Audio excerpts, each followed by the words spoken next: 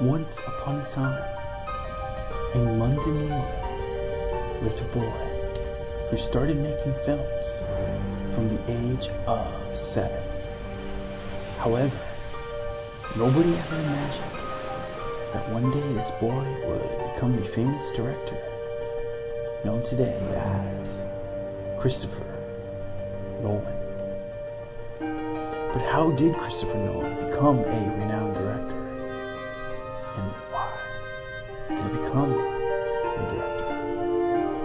Is it true that he always carries a flask of hot tea on set? Did he really take 10 years to write Inception? And is it true that he didn't have a personal email address or cell phone? Does his wife really co-produce all of his movies? And what was his life like before fame? It's time for me to answer all these questions and more, since this is ASMR.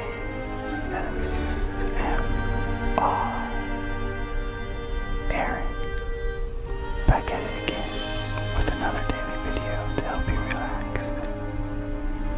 So lay back and enjoy the ride. I hope this read helps you get you through your day, or even better, I hope this video helps you gently fall asleep. I can't wait to get started.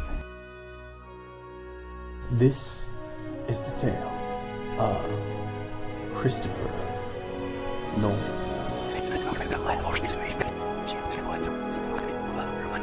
On July 30th, 1970, in London, England, Christopher Nolan started creating films as a child, making his first short at the age of 7. Nolan traveled between Chicago and London while growing up. His mother was from America and his father was from Britain, and eventually went on to attend University College London, where he studied English literature and joined the Film Schools Society. He created shorts like Tarantula, Larceny, and Doodlebug before releasing longer-form work.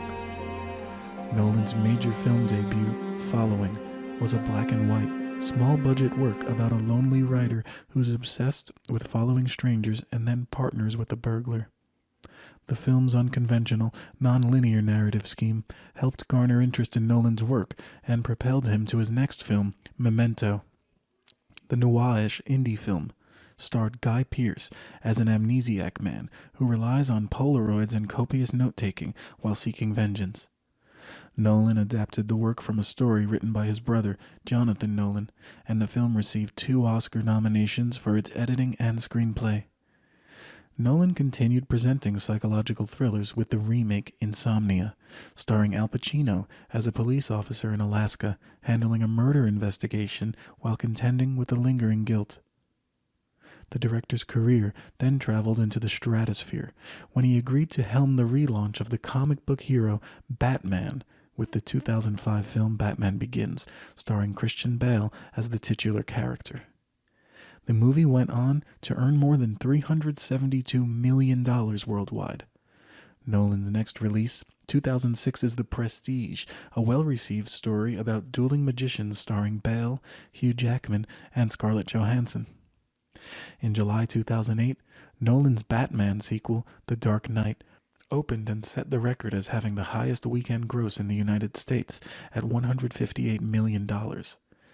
Knight went on to become one of the top 5 highest-grossing films in America, while the production also received an avalanche of acclaim, including several Oscar and Golden Globe nominations. Sadness marked the proceedings. Heath Ledger, who starred as the villain the Joker, died from an accidental prescription drug overdose before the film was released. Ledger won a Golden Globe and Oscar posthumously for his work, and Nolan accepted the Globe Award on Ledger's behalf.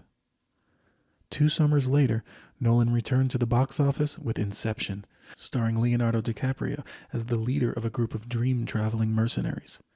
The film was another critically lauded blockbuster for the director, and won 4 Academy Awards for its technical wizardry. Nolan followed Inception with the 3rd blockbuster film in the Batman franchise, 2012's The Dark Knight Rises, this time starring Anne Hathaway as Catwoman and Marion Cotillard, who was also in Inception, as Miranda Tate.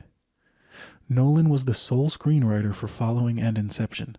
Excluding Insomnia, he has shared writing credits for his other films with Jonathan Nolan, among others. In the autumn of 2014, Nolan returned to the big screen with Interstellar, a nearly 3-hour sci-fi epic that follows the journey of a team of astronauts seeking a new world for the inhabitants of a besieged Earth. The visually arresting, existential film stars Matthew McConaughey, Anne Hathaway, Jessica Chastain, and Michael Caine, among others. In 2017, the acclaimed director brought another epic to the big screen, the World War II film Dunkirk. Built around 3 storylines offering different perspectives on a dramatic turn of events in 1940, Dunkirk earned mostly rave reviews for its portrayals of the tensions and terrors of war, picking up Golden Globe nominations for Best Motion Picture, Drama, and Best Director, as well as an Academy Award nod for Best Director. Nolan's movies are known for their intellectualism, psychological depth, and unorthodox storytelling. Both Following and Memento had non-chronological narrative structures, with Memento receiving much of its attention for unfolding episodically in backwards time. And Inception has stories that exist within other stories, as the characters explore the realm of a person's highly layered unconscious mind. The director's work has also focused on male protagonists, who try to come to grips with their past while working through complex challenges of the present day. Women in his films have been written as allies, heroes and/or romantic interests, some of whom become casualties as well. Nolan imbues vivid artistic sensibilities into films that are positioned as mainstream entertainment, as seen with the imagery and cinematic choices that abound in the Batman series, Inception, and Interstellar, with scenes resembling surreal paintings given life. Nolan's choices have significantly influenced filmmaking, proving that complexity can exist in the commercial. Nolan has dual citizenship within the United States and Great Britain, and is married to Emma Thomas, who has worked as a producer on all of his feature films. The couple has 4 children. In Nolan's oeuvre, Inception stands tall. It has the essence of a project near to his heart, and indeed, Nolan admits he had wanted to make a movie about the nature of dreams since he was a child. As the multi-layered plot developed in his mind, he opted to use a heist movie plot and structure. Though the building blocks were in place, Nolan struggled to find the empathy at the core of his story. It ultimately took him a full 10 years to get it right. If you've ever tried to find Chris Nolan's Twitter handle or Instagram account, you undoubtedly came up dry. Beyond social media, the famed director doesn't even have an email address. He's not a Luddite, he's just practical. As he sees it, I don't find email would help me with anything I'm doing. I just couldn't be bothered about it. The same rules apply to his use of a cell phone. To take calls, he simply borrows the phone from his production crew. What fuels Christopher Nolan's creativity and focus? His writing process is the stuff of legend. But when he's on set, it's something far simpler that keeps him in the game. Tea. Earl Grey tea, in fact. Nolan loves the stuff so much that he told the New York Times, "My assistant can get me tea on a glacier." And so ends the tale of the famous director Christopher Nolan, who lived happily ever after, making films because he just loves to be behind the camera.